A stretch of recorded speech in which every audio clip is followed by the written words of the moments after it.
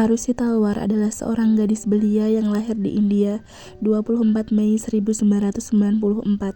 Saat itu dia berusia 13 tahun dan bersekolah di Delhi Public School. Arusi adalah putri tunggal dari Dr. Rajesh Talwar dan Dr. Nupur Talwar yang keduanya berprofesi sebagai dokter gigi. Dr. Rajesh dan Dr. Nupur membuka praktek klinik gigi di sektor 27 Noida yang lokasinya tidak jauh dari apartemen mereka di sektor 25 Noida, hanya berjarak beberapa kilometer dengan jarak tempuh 5-10 menit. Apartemen mereka sendiri berada di Jalvayu Vihar sektor 25 Noida, India, tepatnya berada di lantai 2. Denah apartemen mereka secara umum sebagai berikut. Terdapat 3 kamar. Kamar utama ditempati Dr. Rajesh dan Dr. Nupur. Tidak jauh dari kamar mereka ada 1 kamar lagi yang ditempati oleh Arusi, dan 1 kamar lagi di dekat pintu depan ditempati oleh Hemraj, pembantu mereka.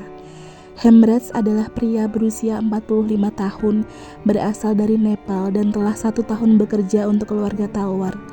Tugas Hemraj adalah menjaga keamanan rumah serta memasak makanan sehari-hari untuk keluarga Talwar.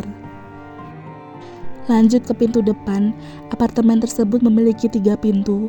Paling luar adalah pintu gerbang, tengah jeruji besi, dan paling dalam adalah pintu kayu yang bisa dibuka dari dalam rumah.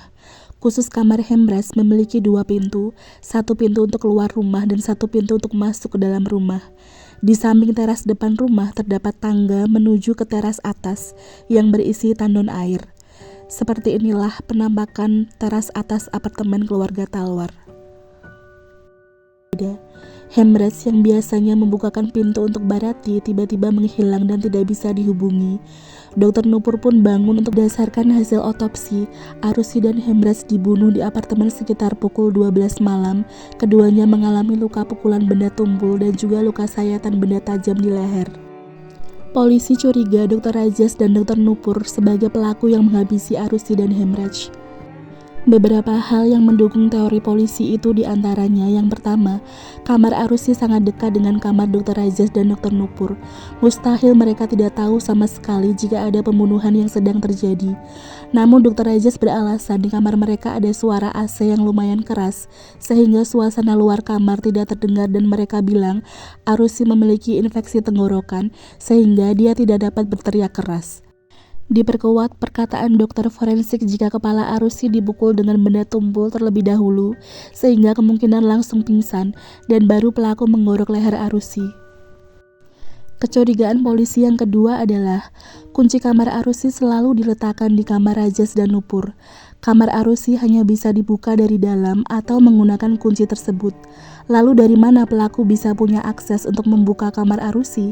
Namun Dr. Rajesh beralasan mungkin dia lupa mengunci kamarnya sendiri sehingga pelaku masuk kamarnya dan mengambil kunci kamar Arusi.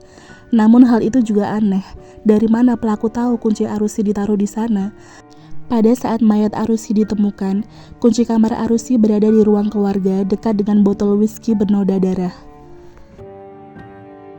Kecurigaan polisi yang ketiga adalah pada saat mayat Arusi ditemukan, Dr. Rajesh dan Dr. Nupur bersikeras agar polisi fokus mencari keberadaan Hemraj, bukan memeriksa TKP.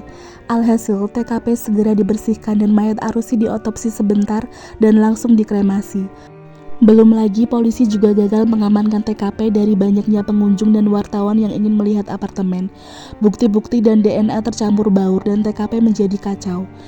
Namun Dr. Rajesh beralasan itu adalah kesalahan polisi sendiri yang tidak profesional dan kenapa mayat Arusi segera dikremasi adalah karena pembusukannya yang cepat dan keluarga menyarankan untuk segera dimakamkan. Mereka juga beralasan kalau mereka pelakunya tidak mungkin mereka membiarkan botol whisky di ruang keluarga penuh bercak darah. Untuk diingat, terdapat noda darah Arusi dan Hemraj di botol whisky tersebut, namun DNA Dr. Rajesh dan Nupur tidak ditemukan. Dan masih banyak kecurigaan lainnya seperti Dr. Rajesh yang seakan enggan memberikan kunci teras atas. Bahkan saat menemukan mayat Hemraj, Dr. Rajesh seakan tidak mengenali mayat itu siapa. Tetangga dan pengunjung juga merasa Dr. Rajaz dan Nupur terlihat tenang-tenang saja meskipun putri satu-satunya telah meninggal. Hal yang masih penuh teka-teki juga dalam kasus ini adalah pelaku mematikan router wifi di kamar Arusi sekitar jam 3 pagi dan ditemukan botol alkohol di kamar Hemraj.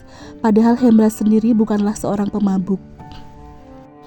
Polisi curiga Dr. Rajaz dan Nupur membunuh Arusi dan Hemraj, lalu merencanakan plot pembunuhan di mana Hemraj sebagai pelaku dan Arusi sebagai korban.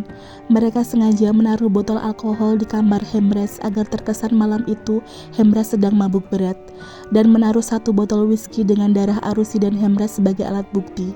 Kemudian membuat seolah-olah Hemraj kabur setelah membunuh Arusi.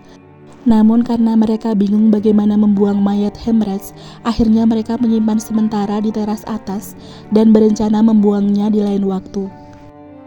Sampai saat ini, pelaku pembunuhan Arusi dan Hemraj belum ditemukan. Meskipun kecurigaan tertuju pada Dr. Rajaz dan Dr. Nupur, namun karena kurangnya saksi dan alat bukti, keduanya akhirnya dibebaskan. Dan kasus ini menjadi kasus tidak terpecahkan paling populer di India sampai hari ini, dengan banyaknya liputan bahkan film yang diadaptasi dari cerita ini. Kasus ini juga menyoroti buruknya kemampuan polisi India dalam mengamankan alat bukti sebuah kasus pembunuhan, sehingga penyelidikan kasus ini menjadi sangat alot dengan banyak teori-teori.